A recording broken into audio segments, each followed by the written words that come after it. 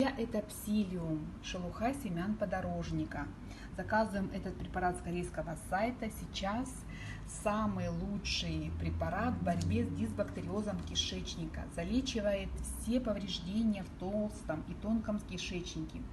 Принимаем по одному вот такому стику на ночь, разбавляя его в теплой воде. Увеличивается в 40 раз и обволакивает наш кишечник, залечивает все ранки, выводит токсины, шлаки из организма, лишний холестерин.